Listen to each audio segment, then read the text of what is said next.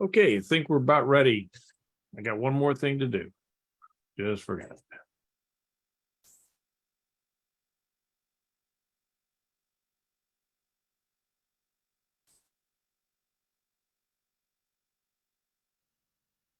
Okay, want to welcome everyone here tonight to chapter 7 of the book of Isaiah. And let's begin with the blessing. Baruch atah Adonai Eloheinu melech haolam, asher kiddushanu b'mitzvotav v'tzivanu la'asok b'divrei Torah. Blessed are you, Lord our God, King of the universe, who sanctifies us with his commandments and commands us to engross ourselves in words of Torah. Okay, this chapter tonight, and just again, welcome everyone back. I had a great time at the Rabbis Conference. It was really good. Saw a lot of old friends and met a few new ones, and I was very pleased to see that there were a lot of young guys there with their families, and they were working their way up into the routine of, or the requirements for rabbinical ordination, and it takes a lot of time, it takes a lot of effort, and so they were on their first step of licensing, and then ordination in a couple of years after they finish all these other requirements. So anyway, it was very good, and I even scored a signed copy of Return of the Gods by Jonathan Cahn. I was sitting at a table, and he came down, plopped down, and sat down next to me, and so we got to chat a minute. So anyway, let's get back to the class tonight, and I wanted to start with this. You've seen this chart before because I've used it in other courses, and so where we are right now tonight, this lesson is right here in 735 BCE. Okay, right in here, and you'll see who the various kings and so forth are, and what right here, what prophets are active at that time. Now, this right down here, it's a little, anytime you're assigning dates and so forth, there's going to be a little bit of play one way or the other. And I see here that on this one, they have Ahaz starting his reign at 730, and yet most everything that I know of said that he started around 735. And Warren Maven had said that Rabbi Mark Greenberg has passed away. For many of you that don't know, Mark is the husband of Danya Greenberg, who was the impetus, the driving force behind the Tree of Life version Bible. And I've known the Greenbergs for a number of years, and Mark was a great guy. His son Joseph is superb. Danya, of course, is just a fireball. And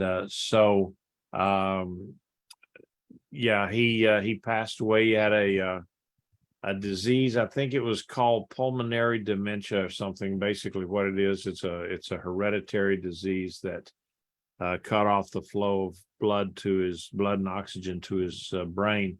And so he, over the course of 2 years, then deteriorated. And it's a hereditary thing. It's not something that is contagious or anything. But we have lost him. And also another fellow that I knew and met a few years ago, and Jack Hayford, who was a very, very big friend of Israel, and so he was 88 years old, and I guess he just flat wore out. And so he passed away last Sunday morning.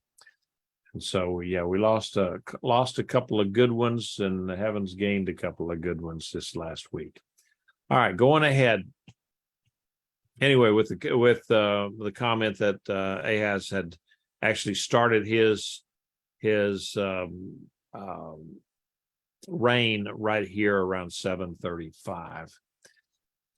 And so what I wanted to do was kind of break the rest of, well, not the rest of, but up to chapter 35 anyway, and just kind of give you a brief summary of what we have to come. And from 7:1 to 35:10, the overarching theme is that trust is the basis of servanthood. And so we're going to see tonight, we're going to be looking at 7:1 to just for basically chapter 7, and it's going to be talking about children and how that falls into what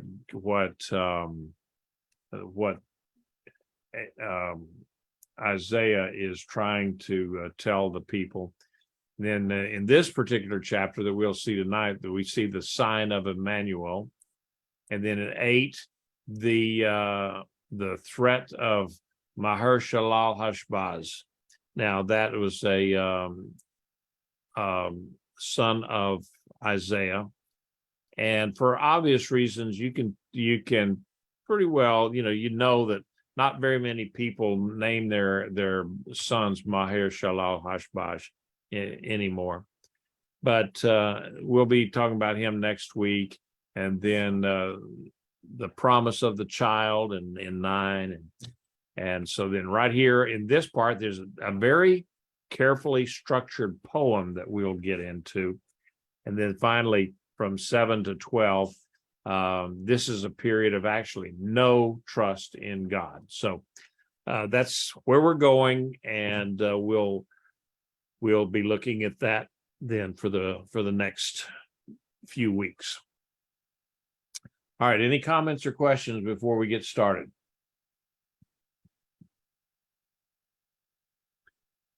Okay, so now it came about in the days of Ahaz, son of Jotham, son of Uzziah, king of Judah, that King Rezin of Aram and King Pekah, son of Remaliah of Israel, went up to Jerusalem to war against it, but could not prevail against it. Okay, so the date of this verse here is 735 BCE. Now, during the previous 100 years, Israel had been struggling and it was being diminished by the Assyrians. So Israel and Syria formed an alliance to counter this threat. Judah was invited to join the alliance, but declined to do so. So Israel and Syria threatened King Ahaz of Judah to depose him and replace him with someone named Tabeel. All right, so in its present position, okay, this particular verse has two important functions. First, it in relating of Ahaz to Uzziah helps to give a link back to chapter 6, and so it makes it a much smoother transition into chapter 7 and gives you some background. So we see how the word of God's glory and grace at first produces a hardening, which eventually leads to destruction, and only then paves the way for restoration in 15. So the second function of the verse is to let the hearer know that from the outset, the truth of Isaiah's pronouncement. Okay, he's just making his own. He's given it basically making his argument here for truth. And and what Isaiah is saying here is this promised attack of Israel and Syria is not going to occur, so that Ahaz had nothing to worry about. All he had to do was trust God, and it would be good. Now, before I go on, my wife wanted me to make sure that everyone didn't get confused by when I'm talking about Syria and Assyria, that Syria and Thank you.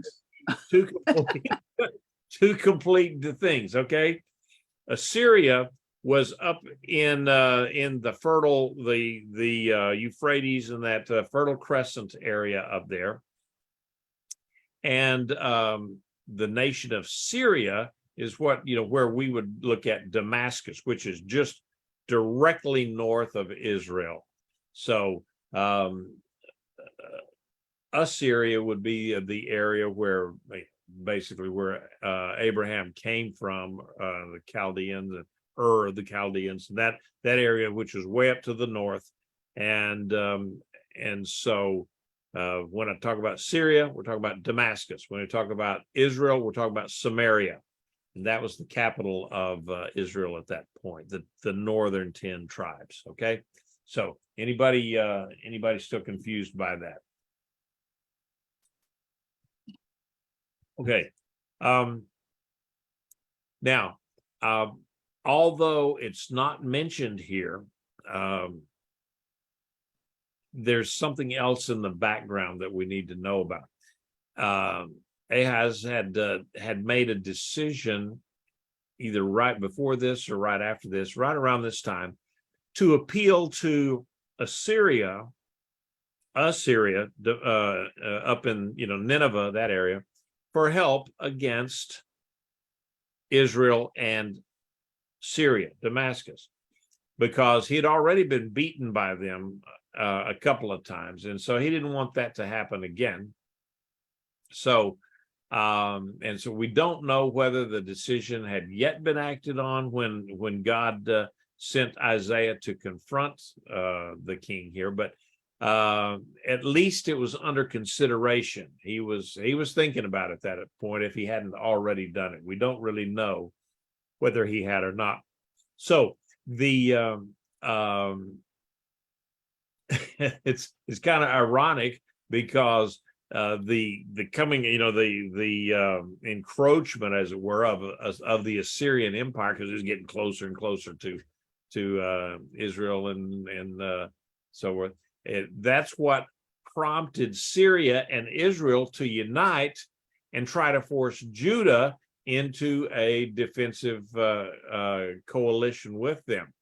And so, of course, Assyria didn't need to be urged, and they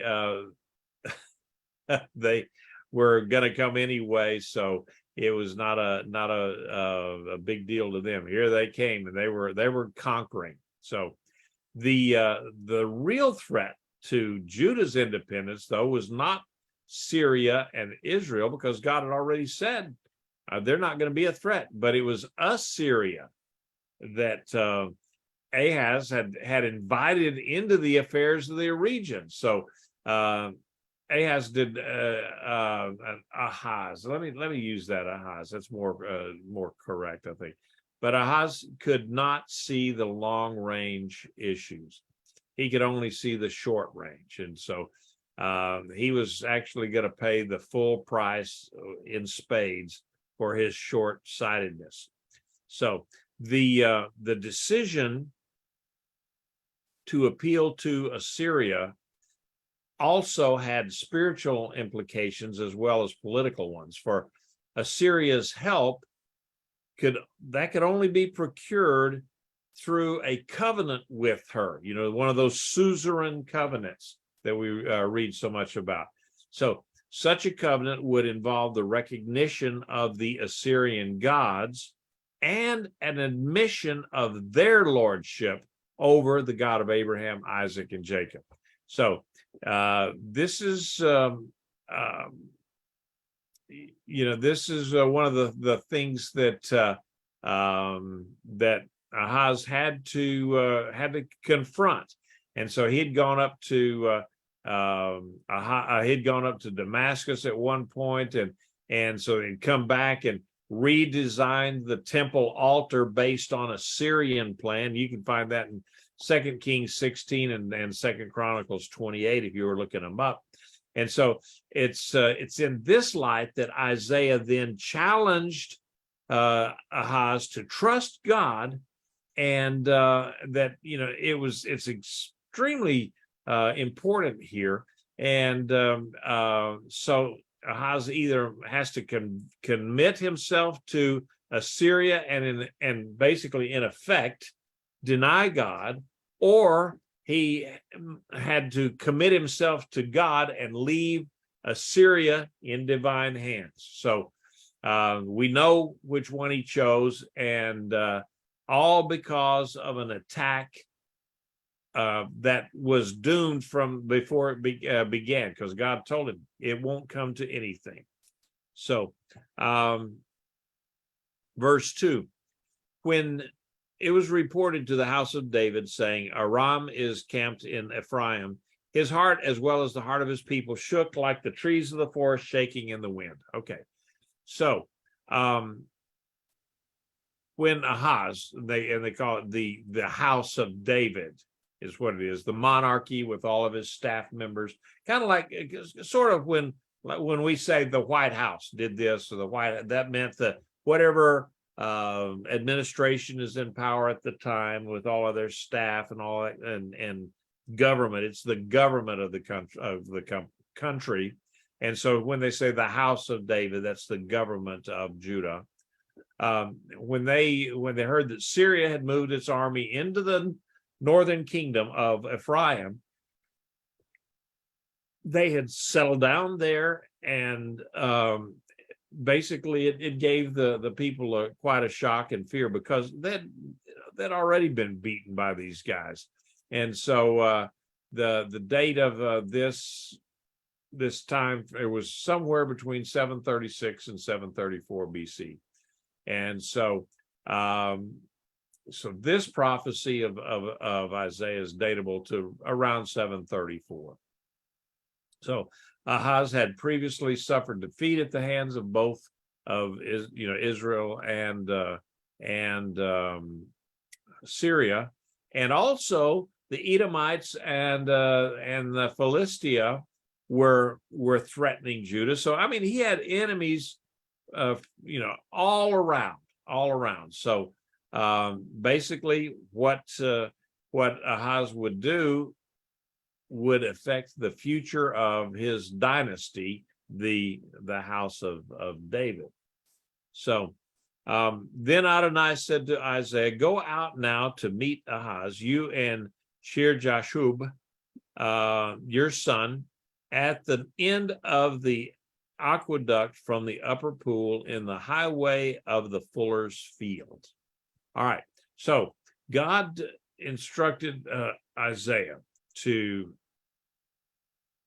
take his son Shear-Jashub, and I mean, he had quite a talent for these names, didn't he? And the name means a remnant will return. And he was supposed to meet Ahaz at a strategic water source for Jerusalem. And so he was out there probably looking at this thing over, examining the defenses of Jerusalem against a what he thought was going to be an imminent siege. So the location of the pool that we're talking about is uncertain. There's various ones that said it was in the north, others said no, it's in the south, others in the east, the west. So basically they don't know. But it was a reservoir for Jerusalem, and maybe was near the Gihon Springs in the Kidron Valley. We don't know. So anyway, water would have been a vulnerability for Jerusalem at that point. Now, Shear-Jashub's presence may have been designed to encourage Ahaz to believe that his enemies would not destroy Judah completely, by saying, okay, I'm bringing my son along. His name means a remnant shall return. So maybe it was supposed to be meant as an encouragement. But at the other side of it, the flip side of that coin was that, yeah, you're going to be whooped so bad that just a remnant is going to return, not the full amount of people, just a little bit. A few people are going to come. So, we don't really know exactly how that was meant. So, this spot here where the aqueduct is, where Sennacherib was a later Assyrian commander, stood there and hurled insults at Hezekiah, which that was a fulfillment of Isaiah's prediction of an Assyrian attack, and that was in chapter 36. All right, going ahead. Verse 4, and I say to him, keep calm and be quiet. Do not fear, nor be faint-hearted because of these two stubs of smoldering firebrands, because of the fierce anger of Rezin and Aram, nor of the son of Remaliah, because Aram has plotted against you, along with Ephraim and the son of Remaliah, saying, let us go up against Judah, terrorize it, divide it for ourselves, and appoint Tabeel's son as king in the midst of it. So Adonai instructed his prophet to assure the king not to fear his enemies. And so they were, says they were firebrands, but now they're just smoldering embers. And so you could, in today's world, you might say, well, these are just kind of like burned out cigarette butts, or maybe just a match that has burned out. There's nothing to them anymore. They're threats of breaching Jerusalem's walls and terminating Ahaz's dynasty and setting up a puppet ruler would basically come to naught. It would come to nothing because God said so. They were not going to be successful. And so the reference, Isaiah's reference to Remaliah instead of Pekah, the true name of the king of Israel, when he doesn't refer to him as Pekah, king of Israel, but Remaliah, which is the son of, and Tabeel, and the name Tabeel means good for nothing. That was also to maybe encourage Ahaz to think about his own dynasty.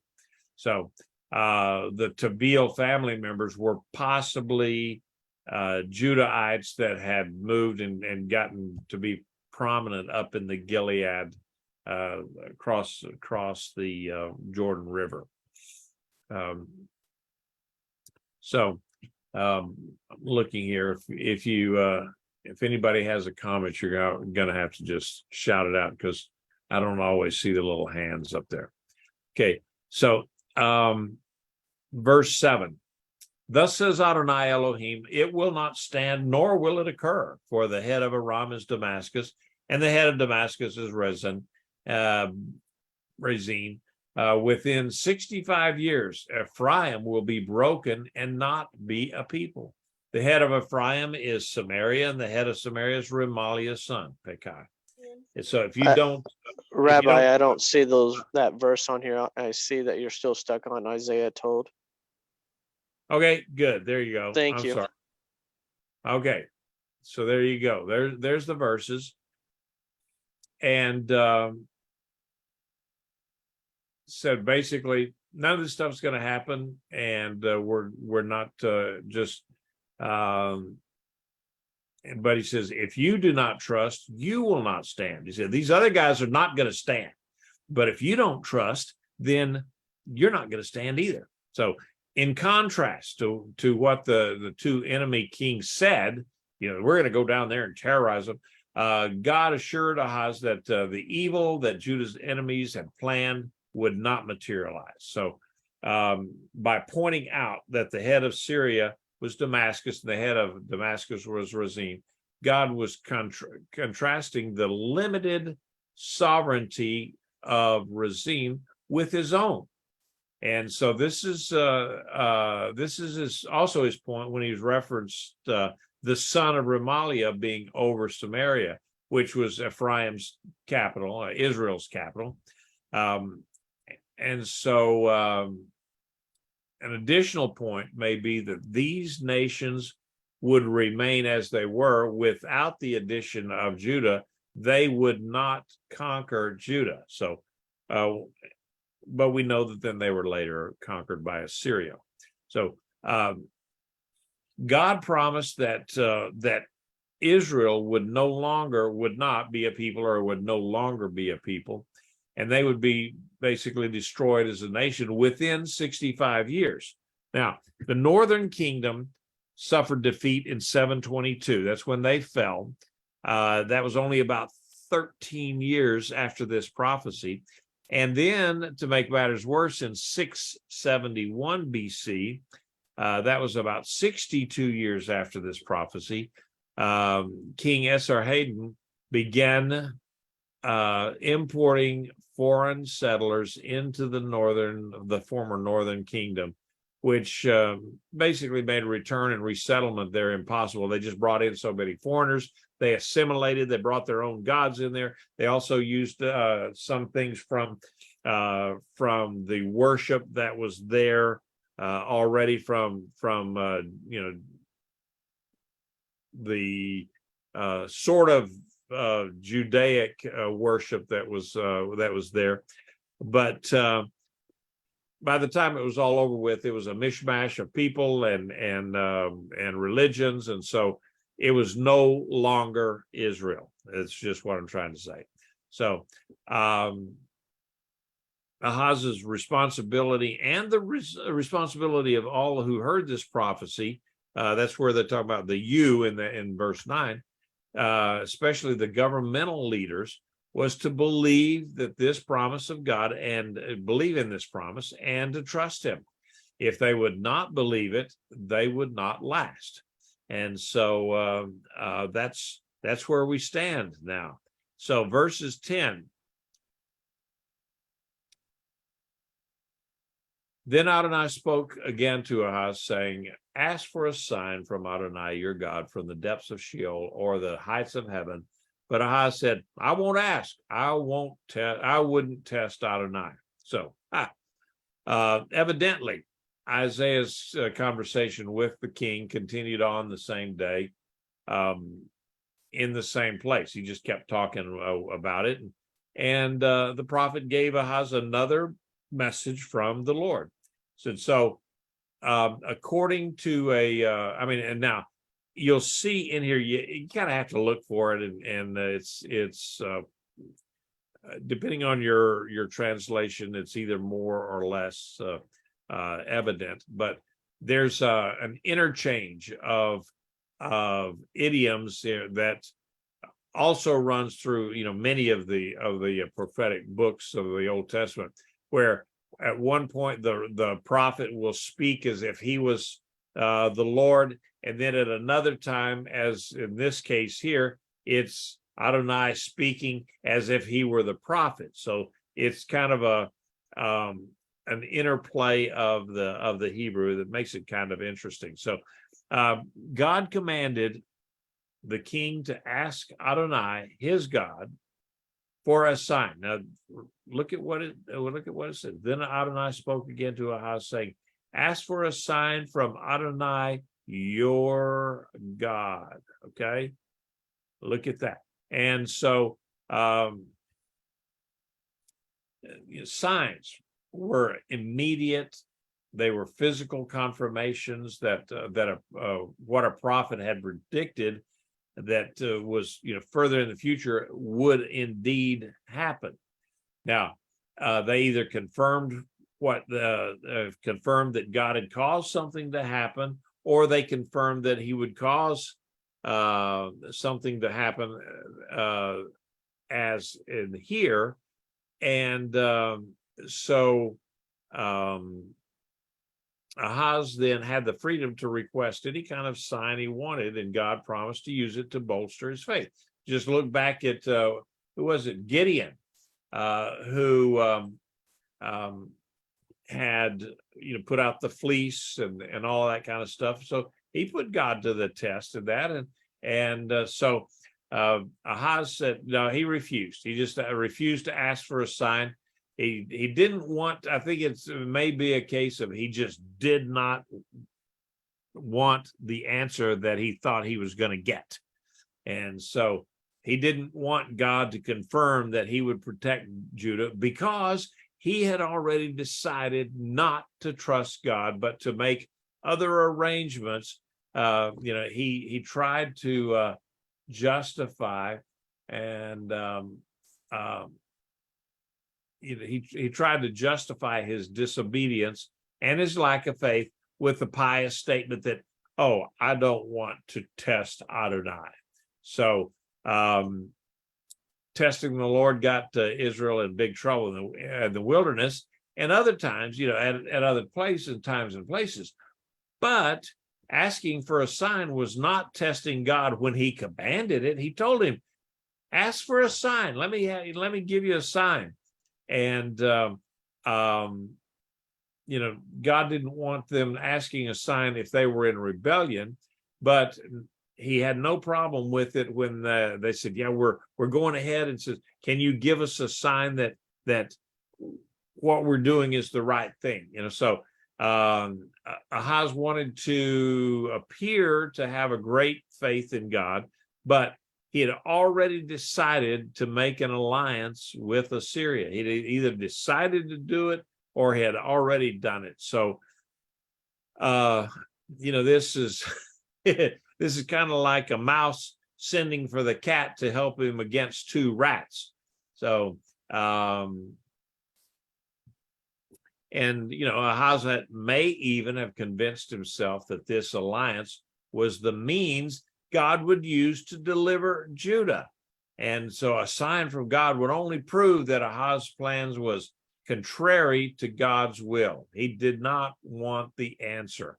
So that's basically why he did not ask God for a sign. Then he said on verse 13, hear now, house of David, is it a small thing for you to weary men? Will you also weary my God? Therefore, Adonai himself will give you a sign. Behold, the virgin will conceive. When she is giving birth to a son, she will call his name Immanuel. All right. So that is a very famous verse. We have all of us heard it many, many times. This guy in Europe a couple of 100 years ago wrote this big long musical thing about that, and he called it the Messiah, and his last name was Handel. Okay, so we all know Handel's Messiah, and what a wonderful piece of work that was. So this is very famous. All of us know it, and so Isaiah saw right through the king's hypocrisy. He warned him by addressing him then as the representative of the house of David, this plural you, like the royal we, indicating that Isaiah was addressing all of the members of the house of David, all of the ministers, all of the advisors, all of the commanders, everything, maybe even the whole nation that could have been that he could have been talking about. So God had made covenant promises that David's dynasty would continue forever, and Ahaz should not have feared being replaced by a puppet king if he knew that prophecy and that promise, and he believed it. But by refusing to ask for a sign. This is precisely what he was doing, though, about, not testing God. He was testing God's patience with him for not asking for a sign. And so the prophet had called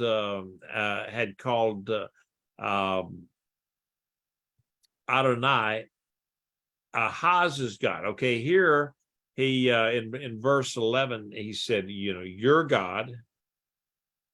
And then, but now that the king had rebelled against him, Isaiah referred to the Lord as Isaiah's God, not your God. So this change, I think, is ominous in that it suggests that God would abandon the king. So if Ahaz's decision resulted in God withdrawing his support from the Davidic kings, the prophecy of Immanuel might imply that God would raise up his own king from David's house who would be faithful to him. So this could explain why God gave such a major messianic prediction at this time. And there is a ton of back and forth between several of the people that I read in preparation for this, and so and really their some of their comments and some of their ideas are all over the place, and we'll get into it in just a little bit further here. So if you look at verse 14, let's go right there for the last one here. It says, therefore Adonai himself will give you a sign. Behold, the virgin will conceive. When she is giving birth to a son, she will call his name Immanuel. All right. So Israel's sovereign Lord, Adonai, would give Ahaz and the house of David, the plural you, the royal we there, a sign that he was with his people. Even though the king refused to ask for one, God said, well, Ahaz, here's your sign. And the sign was no longer an inducement to faith, but a confirmation of divine displeasure. So it said a particular pregnant young woman would bear a son and name him Immanuel, which means God with us. And the definite article, in this describes the virgin in the Hebrew text. Now, this sign should have encouraged Ahaz to trust God's promise of deliverance and not to rely on Assyria. So the Hebrew word for virgin is alma, and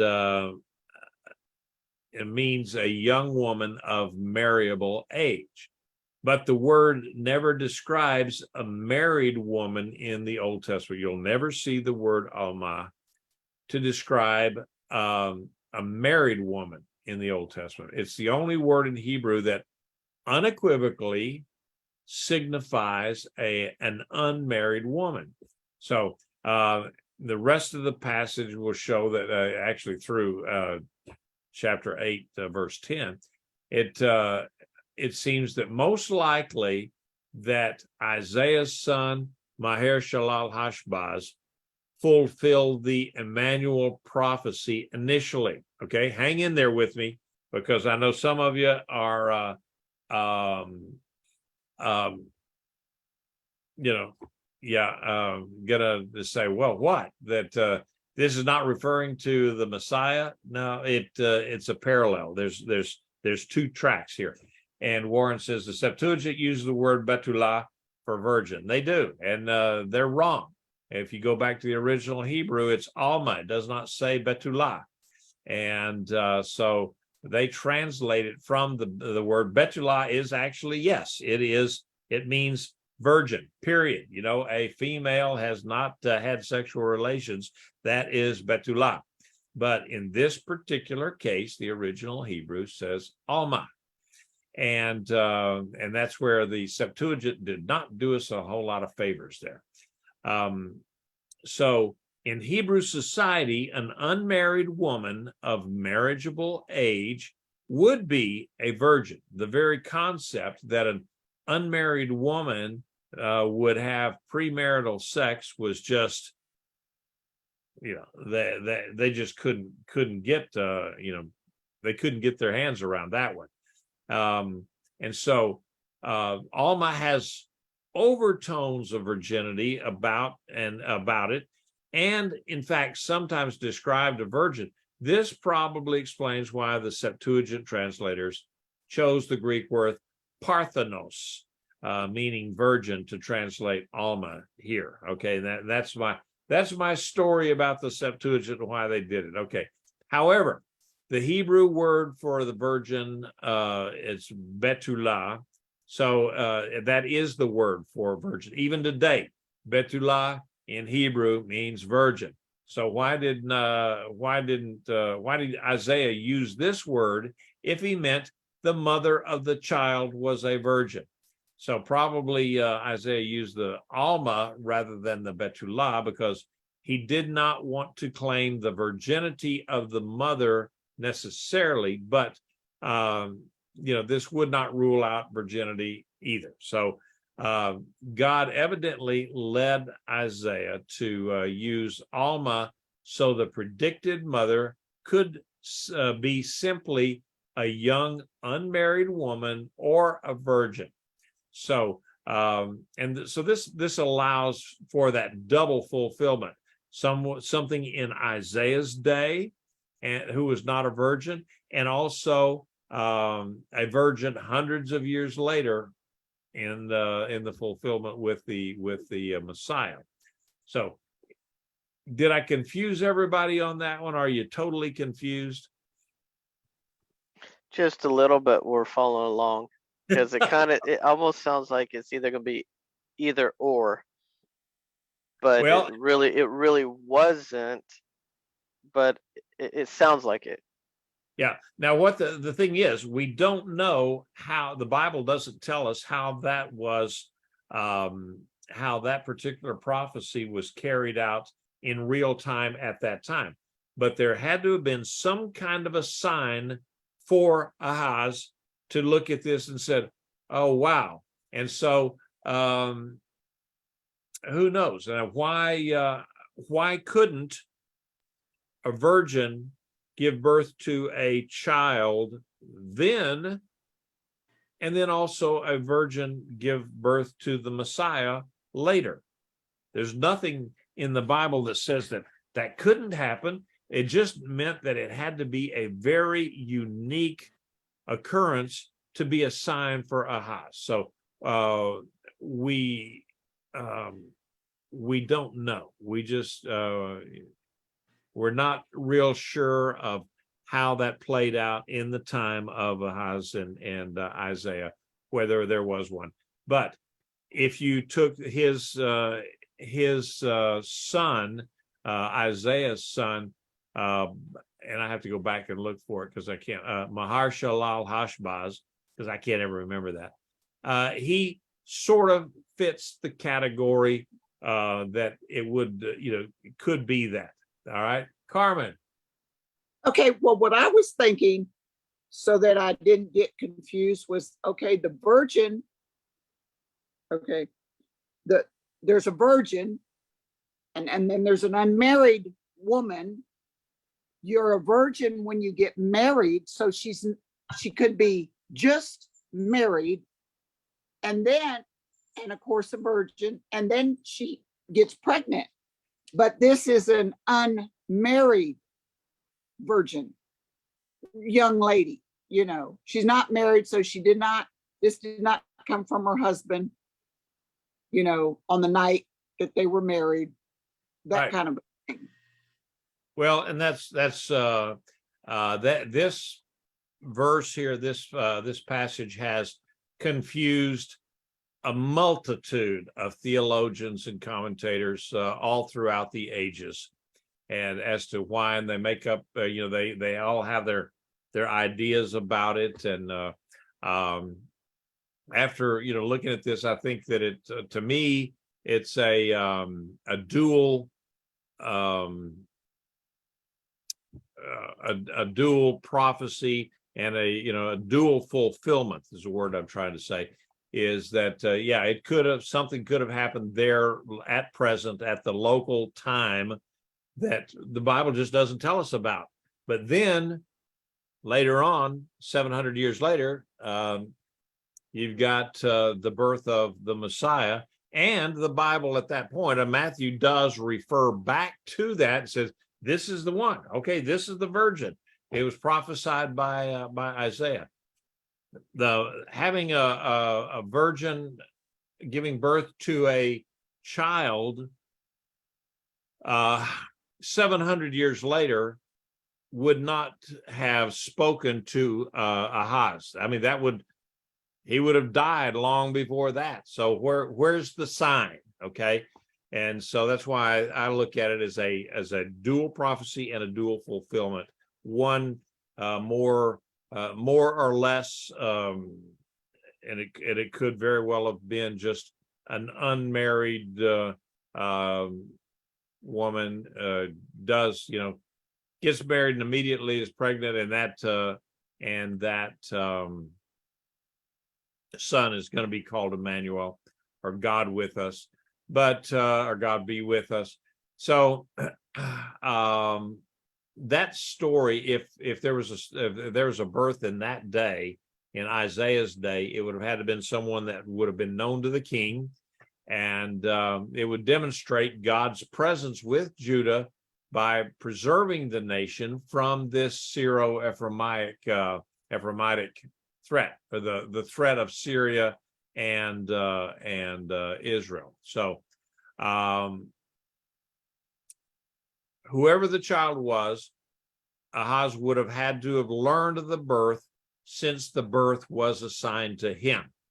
And so some writers say that Ahaz's son Hezekiah was the initial fulfillment, but that doesn't make any sense, because Hezekiah had already been born. He was about 5 or 6, 7 years old at this point, so that doesn't work.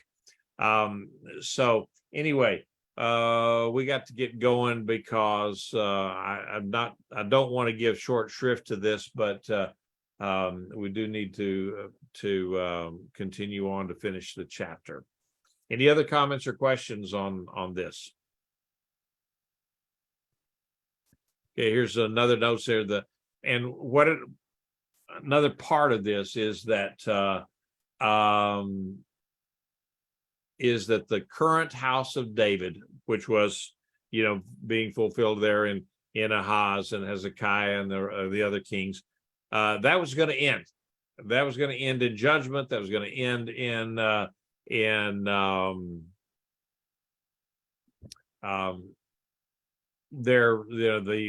exodus, or the exile. But God had a promise to David that he said, well, his descendant would sit on the throne forever. And so that's what makes this prophecy have some sense, because it was a sign for Ahaz at the time, but then the long-term one was another virgin impregnated by the Holy Spirit, and that would be the Messiah. This particular virgin, or whatever, how that conception went, we don't know. We don't know any of the parts of it, but it was something that would have given a sign to Ahaz, but then the other would be the Messiah. All right, so going ahead, the question was asked to be the fulfillment in that particular day. It says in verse 15, he will be eating curds and honey by the time he knows to refuse evil and choose good. For before the boy knows to refuse evil and choose good, the land of the two kings you dread will be abandoned. Okay, and that's why I think there was a dual prophecy and dual fulfillment, because all right, now depending on who you ask and which commentator, some says curds and honey, that's the food of the wealthy. And then I could have added on there, says, no, curds and honey, that was the food of poor people because that's all they had left. And I think if you look at it in context of what they're talking about here, the curds and honey would have been the food of necessity that we'll talk about here in just a minute. So the invasion and so what he's talking about, where the son would be eating this until before he knew how to refuse evil and choose good. Basically, that's an axiom or an idiomatic phrase for before his bar mitzvah, or before he became the age of accountability, and that was about age 13 for a boy, 12 for a girl. But girls didn't have bat mitzvahs back then. That's a modern construct that didn't occur back then. But a boy at the age of 13 reached what they call the age of accountability. Then at the age of 20, he became eligible for military service and so forth, and then and training and so forth. But then he became, if he was of the tribe of Levi, that he became eligible for temple service at the age of 30. So, so before this boy, whoever it was that was prophesied, got up to this age of 13, both Israel and Syria were destroyed. They were conquered by Assyria. Okay, and so we know that Damascus fell in 732. That was 10 years before Samaria fell, then in 722. All right, and so who knows? The child, it could have been the first first one. It could have been this child that's in view, the Shair Jashub. We don't know. And so I kind of like the idea that it would have been the other child, that Mashir. I needed to write that down so I don't have to keep referring back to it. But Mahal Shalal Hashbaz. Boy, what a name. All right. So going ahead, verse 17. Adonai will bring on you, on your people, and on your father's house such days as have never come since the day Ephraim separated from Judah, the king of Assyria. All right. Now, the Lord's going to bring on Judah a worse threat than Judah had faced ever since the United Kingdom under David and Solomon had split apart in Rehoboam's day, and namely the and the punishment or the judgment that's going to come onto them, the threat that's going to come on them, is from the king of Assyria. So Syria and Israel would disappear as threats to Judah. But Ahaz had done the wrong thing in failing to trust God, because now Assyria would pose an even worse threat. And so one commentator said that in doing so, Ahaz had taken a tiger by the tail. So possibly so. All right, going ahead. In that day, Ahaz will whistle for the fly at the source of the Nile of Egypt, and for the bee in the land of Assyria. Then they will come, all of them, and will settle in steep wadis and in the clefts of the cliffs, and in all the thorn bushes and in all the watering holes. All right. So there is some speculation, and I've read it both ways. It said that the ancients believed, or evidently they thought they could control flies and bees by hissing or whistling, that they had trained the flies and the bees. And so I for one know that you actually can train flies, because you can see one in the kitchen, and all you have to do is get out the fly swatter and he disappears. You never know where he's at till you put the fly swatter back, and then he'll appear again. So you can make flies disappear, but I have not had a great deal of luck training the bees in my beehive, though. So the this section, some people said that Egypt was known as a land of flies, and that Assyria was known for beekeeping, but there's not a whole lot of there were commentators that said that, but there's not a whole lot of evidence of that we can see. But anyway, whether that be that as it may, Bible said that that they would be summoned by God. He was going to whistle for them. Of course, God can. They're His creation. He can whistle for them or whatever, and make them do whatever He wants them to do.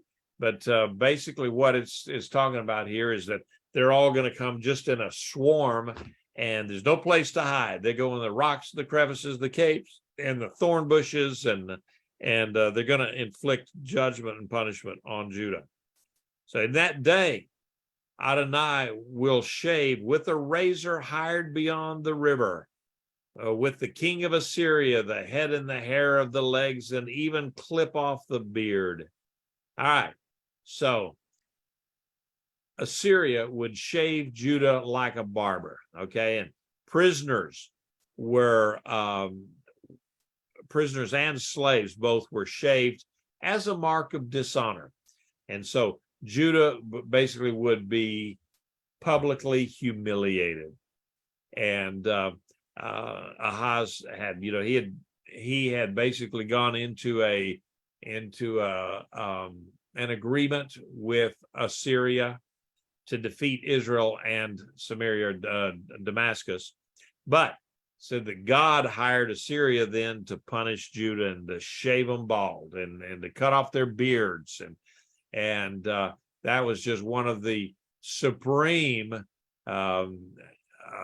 embarrassments to the Judeans of that day, was to have their beards cut off. And that's why in one case when and I can't remember now, Israel was defeated, Israel or Judah were defeated in a battle, and the king came and shaved off half of their beards. So that not only did they look silly by only having half of a beard, but still to get it done right, I mean, for them to look decent again, they would have had to come back in and shave their the rest of their hair. So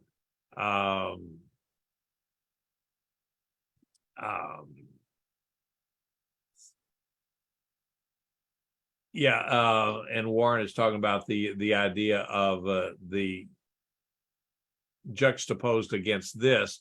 There was the ritual for the Jewish people, the Israelites, to in cleansing for leprosy, that they would have to shave all the hair off their head and their beard and their eyebrows and all that. So to do that, they had to do that to become ritually clean if they were done with their leprosy. And I think it's also a case of, by doing that, cutting off all their hair, shaving the hair of their head and the face and everything, it made it much easier to look at the skin and say, yep, your leprosy is gone, or nope, your leprosy is still here, or yep, you did a terrible job shaving and you got razor burns everywhere. But it's kind of interesting to see that how shaving would be a disgrace in one point, and at another place a prescription for ritual cleanliness.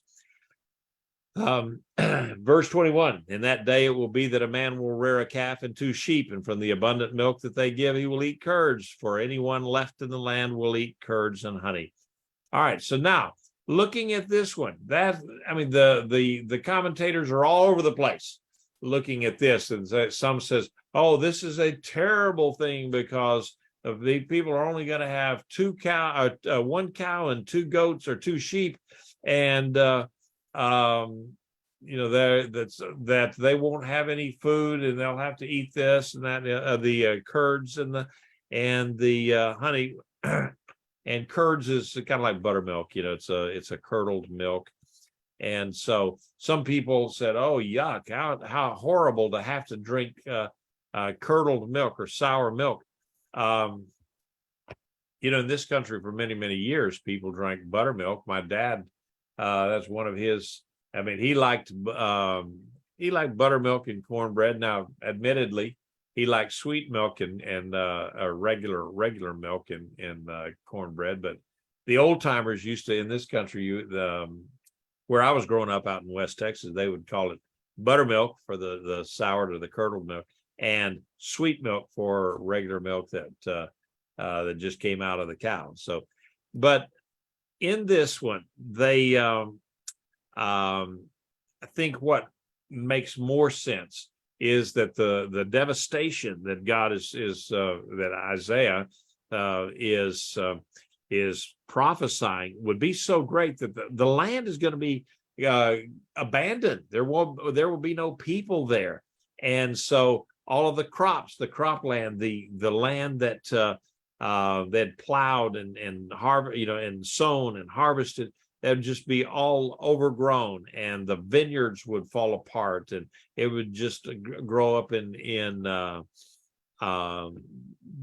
thorns and bristles, and so the only thing that they could do is, cow or a couple of sheep could find a little bit of grass here or there, or maybe they could, depending on the kind of cow, could they eat. Could they browse rather than graze? I know that in modern day world, Dexter cows will browse like a deer rather than graze like an Angus or any other commercial cow. But basically, what they're saying is that there will be so many people gone. The land has just gone to ruin. I can tell you for sure that in the garden out there, if I don't stay up with it and keep the weeds hoed down and all that, it only takes 1 year for that garden to be completely out of control, and to where you have to just work your buns off to get it back to where you can plant things and it will produce. So the food then would come from the flocks and the herds, because basically what they wouldn't be able to grow crops anymore, just because there's nobody left to do it. And so the curds and the honey would be, that doesn't sound too bad, yogurt and honey. Yeah, yogurt. Okay, the yogurt would be a modern day equivalent, I think, of curds, or maybe cottage cheese, something like that. Only more sour, because cottage cheese is not sour, it's sweet. So anyway, going ahead, finishing it off, in that day, it will be that every place where there were 1,000 vines worth 1,000 silver shekels will become briars and thorns. With arrows and bows, one will come there, since all the land will become briars and thorns. As for all the hills that were tilled with the hoe, you will not go there for fear of briars and thorns. Instead, it will be grazing for oxen and roaming of sheep. So valuable farmland would revert to the wilderness, and it would only be good for hunting. Formerly cultivated land would be used for grazing, because there were so many briars and thorns, and so few Israelites then to take care of it. So this ends Isaiah's address to Ahaz, but he does not expressly say when Immanuel is to be born, but only that what will take place when he is reached the riper age of boyhood, namely the devastation of Israel and Syria, and then the devastation of Judah itself by the Assyrians. So anyway, that ends it for tonight. Are there any comments or questions that anybody might have? Hey, how you doing, Rabbi? I had a question on verse 9. Okay. I don't know if I'm reading that correctly. It says, I don't, can you pull it up in the, I don't have I'm in my car. Okay. And it's, So verse 9, Isaiah 7:9 says, the head of Ephraim in Samaria, and the head of Samaria is the head of Ephraim is Samaria, and the head of Samaria is Remaliah's son. If you do not trust, you will not stand. Okay. So what's your question? what is it referring to? Like, is it saying that the Ephraim is Samaria? Like, Well, yes, Ephraim, yes. If you look at the map, and I should have put a map up here, Ephraim is another word for the northern tribes, the northern kingdom. That's just another word for that, okay? Because you'll hear in other references to having Ephraim and Jacob, and so Ephraim being the northern tribes, Jacob being Judah, the southern tribes. So Ephraim is just another word for Israel, or the northern tribes, and so it says the head of Ephraim is Samaria. Samaria was the capital city of Ephraim, or Israel. Okay, again, right. Ephraim and Israel, same nation, same country, just a different name. That's like saying United States and America. When you say that, everybody knows what you're talking about. Okay. And so then they talk about the head of Samaria as Remaliah's son. His name was Pekah, but Isaiah didn't use that name because he looked down on him as, he dissed him. I mean, he didn't care for him. And so he just called him Remaliah's son, as to say that he really wasn't a real good or legitimate king. And then he's telling Ahaz that, but if you do not trust, you yourself will not stand either. You will be brought down just like those other guys. Okay, did that answer it? yeah, thank you. Good deal. Okay. Thank you, Rabbi Shi. You're welcome. All right. Thank so you, Rabbi. You're welcome. Lalato. Lila. Okay, thank you. All right. Good night. Good night.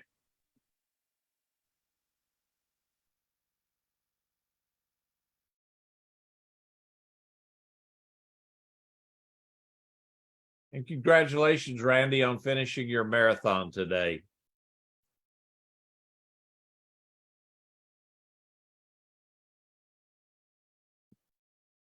So everybody, and Carl, it was good to see you last week in service. Last week we had not that many people. This last week we had 88 there. So had more than twice as many people in the congregation than last week. So it was a good week. Well, I guess my being there didn't bring out the crowds. Well, I don't know about that, but we were just, it was great. So we had My a buddy good Steven show today, or no? No. I wasn't there, huh? Okay. No, and I looked on his card here. He didn't give me an email address, so I can't put him on my spam list for the class every week. So okay, I think I could give you that. I'll send you that. Okay, yeah, send that to me, so then I'll spam him every week with our invitation. Okay. Okay. Thank you. All right, good deal. All right, good enough. Joseph, good to see you on here. You too as well. I'm glad you had a safe trip, and glad you're back, Rabbi. Oh yeah, I tell you what, it was a fantastic conference that we had.